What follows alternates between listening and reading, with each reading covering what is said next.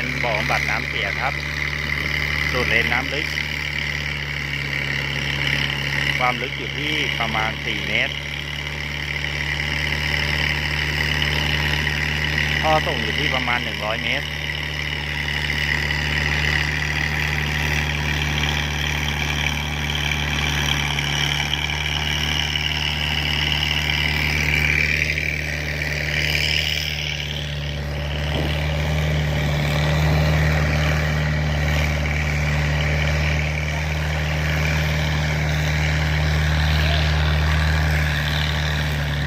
เดินไปดูปลายท่อกันนะครับ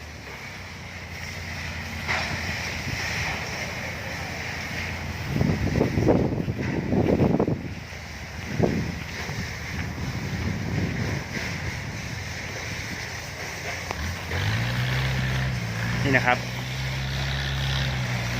ที่เราดูดตะกอนเลนมาไว้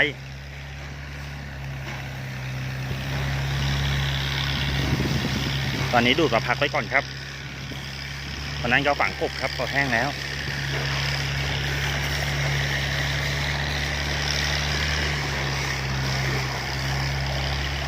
นี่นะครับ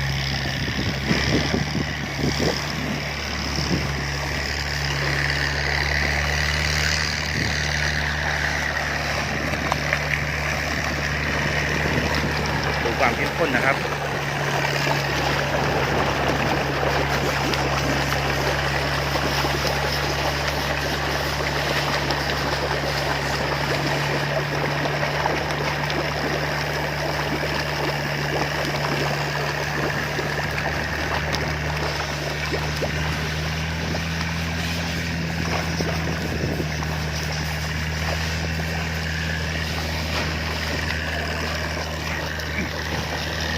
แล้วความเข้มข้น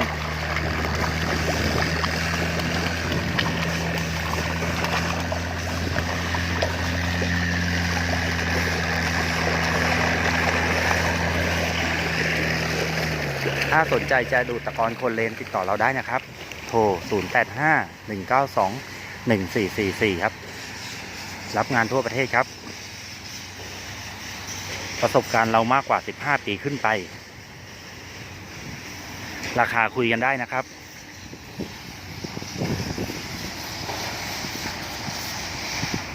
งานนี้อยู่แถวสระบุรีครับขอบคุณครับ